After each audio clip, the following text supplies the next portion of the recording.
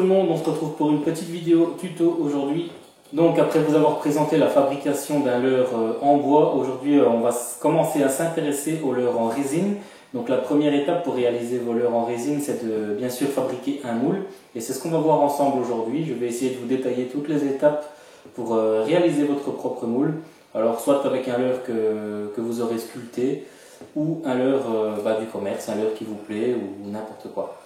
Donc voilà à quoi ressemble un moule en silicone RTV. Ça ressemble à ceci. C'est un moule relativement souple pour faciliter le démoulage. Donc on va tout de suite démarrer sur la fabrication. Et bien voilà, on se retrouve pour la vidéo de réalisation d'un moule en silicone RTV en deux parties. Donc dans les grandes lignes, je vais vous montrer un petit peu le matériel nécessaire. Donc dans un premier temps, on aura le silicone RTV bicomposant A et B. Le type 2, important de le préciser, le silicone de type 2 de chez Pawis. Le master du leurre que l'on désire reproduire. Des Lego. De la plastiline, pâte à modeler. On ne le voit pas bien, voilà. Un cutter. Et je pense que pour le moment, on a ce qu'il faut, donc on va tout de suite démarrer. Donc dans un premier temps, j'ai déjà fait un petit encadrement en Lego. C'est de délimiter la zone de votre moule. On laisse un petit peu d'espace un petit peu partout, un petit peu plus d'espace sur le haut car on va placer des évents et un cône de coulage. Donc là, on va prendre la pâte à modeler et réaliser notre base qui sera pas plus épaisse que la moitié du leurre, voire un poil plus haut. Donc là, on va préparer la base. On enlève le leurre du cadre et on va mettre la pâte à modeler dans toute l'intégralité du cadre.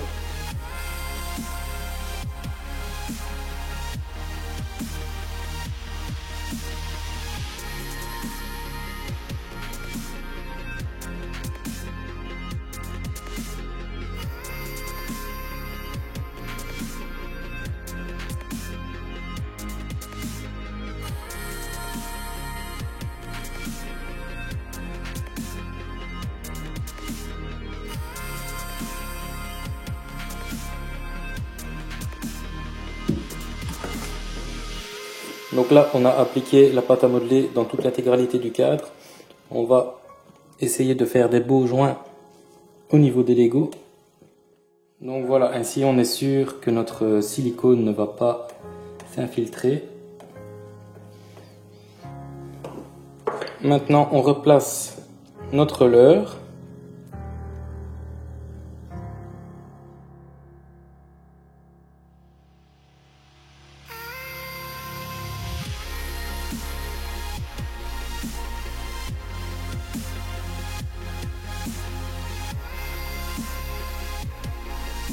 Donc là j'ai délimité la zone du leurre et je vais creuser toute cette partie pour que le leurre soit enfoncé de sa moitié.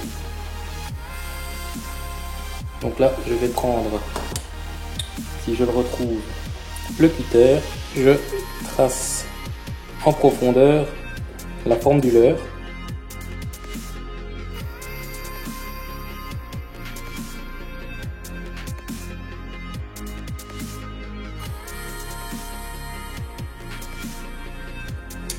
Et je vais dégager tout ça.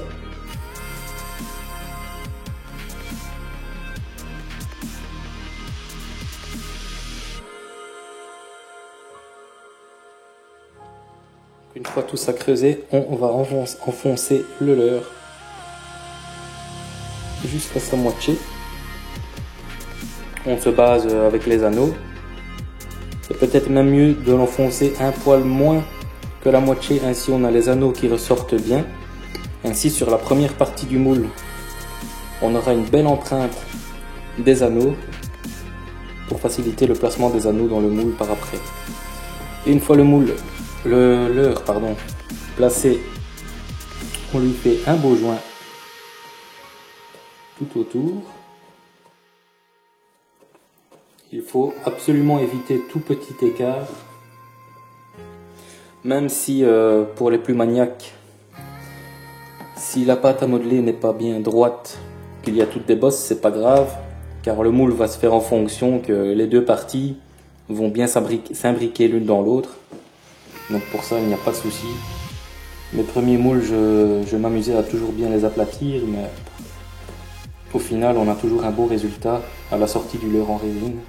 Donc je ne me fatigue plus avec ça. Donc ici, nous allons placer le cône de coulage. Alors pour la réalisation du cône de coulage, je vais tout simplement prendre une petite chute de plastiline. Donc là, on est pas mal, mais je vais devoir aussi le même principe que tout à l'heure. Je vais enlever une petite partie des Lego.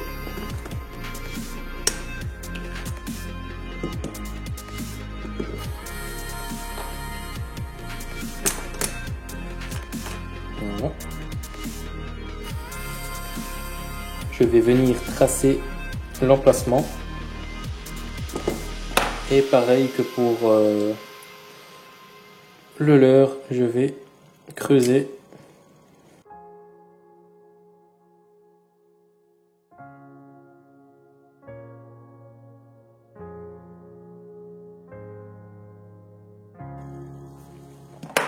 Donc voilà, on a notre cône de coulage.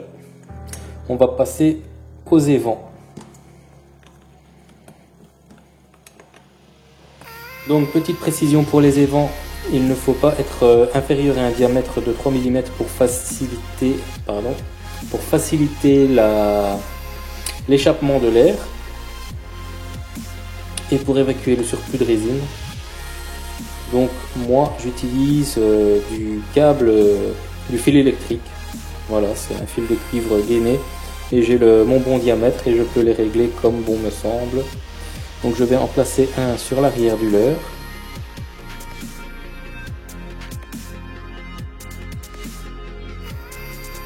Donc on a notre premier évent. Donc moi j'en positionne un sur l'arrière du leurre. Je vais en mettre un au sommet de sa tête et un juste à côté, de l'autre côté, juste à côté du cône de coulage.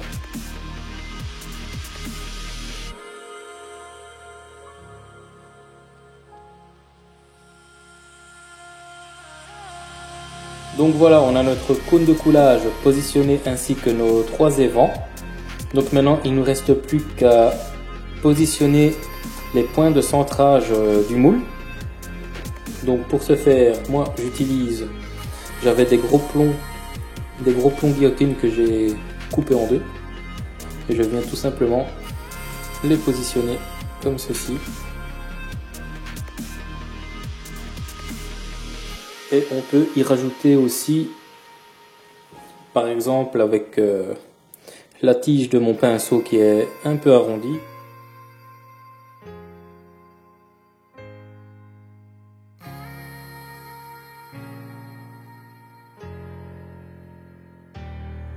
Donc voilà, il ne nous reste plus qu'à lubrifier tout ça pour faciliter le démoulage de la première partie du silicone. Donc pour ce faire, on va tout simplement utiliser de la vaseline. Donc on va éviter d'en mettre 3 tonnes.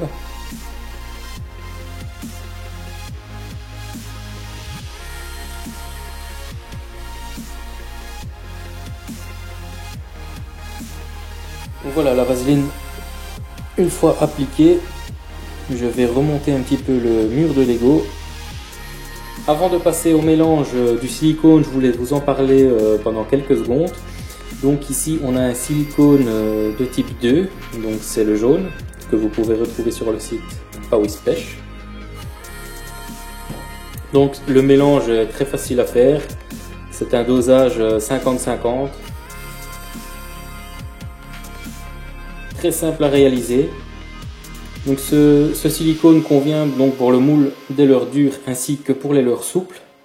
Maintenant on a un autre type de silicone que vous avez pu voir dans la vidéo avec Loic, le Sercrafter. C'est le silicone de type 3, donc le rouge, qui est spécialement conçu pour le coulage du plomb, donc il résiste à des températures jusqu'à 450 degrés. Et donc c'est tout pareil, dosage 50-50, voilà, c'est exactement le même. Il peut être aussi utilisé pour le moule de leur dur, même je pense des leurs souples aussi. C'est juste la résistance à la chaleur qui fait toute sa caractéristique. Donc pour le coulage du plomb, que ce soit pour des spinners, des têtes plombées ou n'importe quoi, c'est libre cours à votre imagination. Vous êtes libre de faire ce que vous voulez avec ces matériaux. Alors je vais même être gentil et je vais vous donner une petite astuce pour ne pas gaspiller de silicone plutôt que de le faire au pif.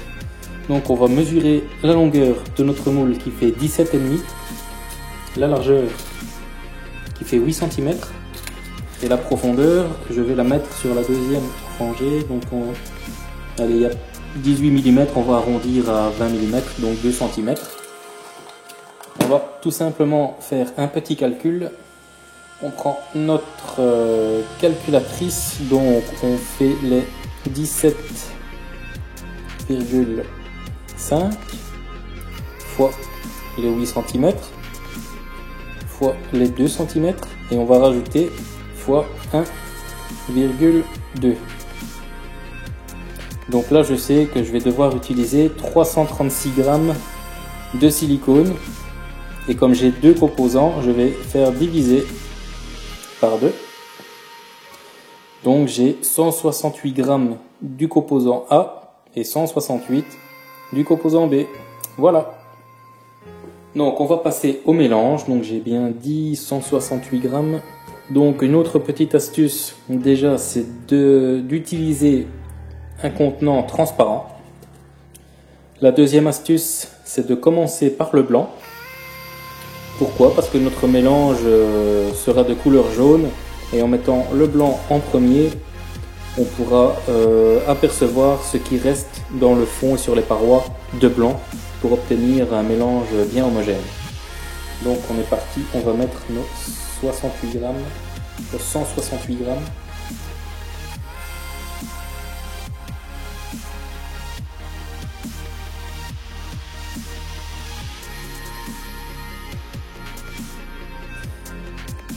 Je remets à 0 et on est reparti pour 168 g de jaune.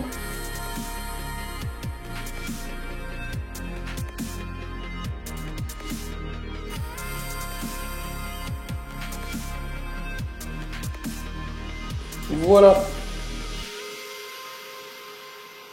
Alors je vais essayer de vous montrer à la caméra pourquoi utiliser un contenant transparent et mettre le blanc en premier. Donc voilà, on voit bien sur les parois, il reste encore du blanc. Je vais essayer de pas trop pencher. Mais dans le fond du contenant, il y a encore du blanc, donc on va bien le chercher. Et on racle un maximum les parois pour obtenir un mélange correct et ne pas avoir de problème.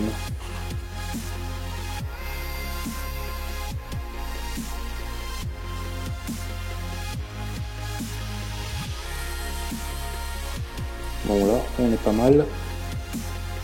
On va couler tout ça. Donc pour le coulage, on ira très lentement.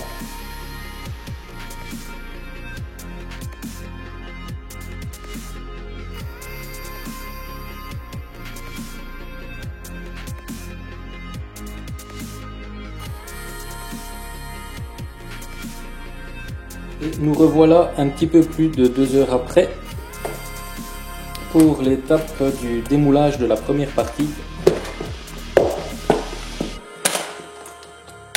On va essayer de ranger au fur et à mesure. Donc là, on a un silicone vraiment bien dur. Donc voilà, tous les Legos sont enlevés. Maintenant, on se retrouve avec ceci.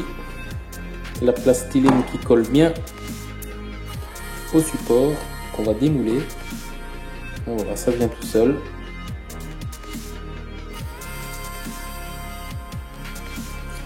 Donc voilà, on a notre première partie de moule.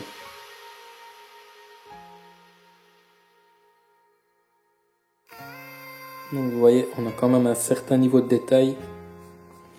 Donc il y a tout ça aussi à couper, hein, parce que le silicone s'est infiltré un peu partout. Donc voilà, on a notre moule qui est nettoyé. Donc les évents, je ne les ai pas enlevés pour nettoyer. Je vais recouler directement la deuxième partie dessus et je nettoierai après les deux parties directement. Donc on prend notre leurre que l'on vient replacer dans le moule. Et là, il suffit de refaire l'encadrement. Donc je vais faire ça tout de suite et on se retrouve après. Et donc nous revoilà avec les remparts montés. Donc on reformule la même opération. Vaseline sur le moule.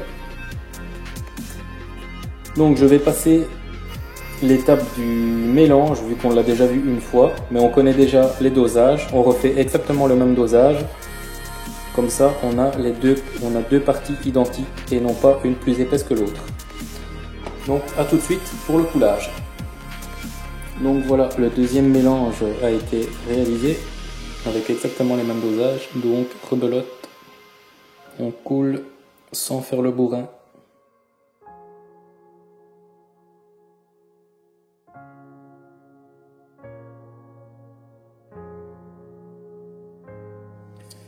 Donc voilà, la deuxième partie est coulée, donc on se retrouve dans un peu plus de 2 heures. Et voilà enfin la deuxième partie de notre moule qui est enfin sec. Donc j'ai déjà enlevé tous les Legos pour gagner un petit peu de temps. Donc ici on a le cône de coulage. Et petit à petit, on va démouler tout ça. Et aller délicatement.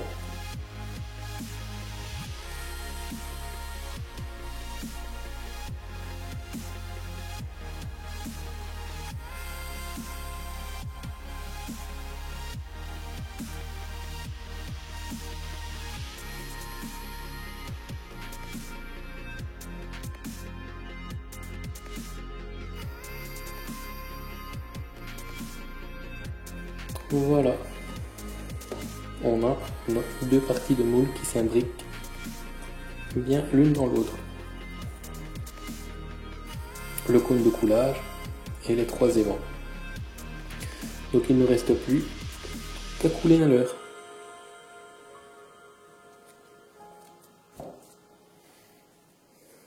Et voilà, la vidéo est terminée, j'espère que ça vous a plu. Maintenant, vous avez toutes les cartes en main pour pouvoir réaliser vos leurres en résine. Dans un premier temps, vos moules bien sûr. Pour la fabrication du leurre en résine, ce sera dans une prochaine vidéo. Si la vidéo vous a plu, je vous invite à liker et à vous abonner si ce n'est pas encore fait. Et je vous invite aussi à checker la description, très important. Je vous mettrai le code promo pour les produits, pour le site Pawispech pour bénéficier de 5% sur tout le site. Et je vous mettrai aussi le lien de mon groupe Facebook si vous voulez suivre l'actualité sur mes créations. Rejoignez le groupe, vous verrez tout ce qu'il y a à voir. Et si vous avez des questions ou besoin de conseils, ce sera plus facile pour communiquer. Donc je vous invite à rejoindre le groupe. Et moi, je vous dis à bientôt. Salut tout le monde!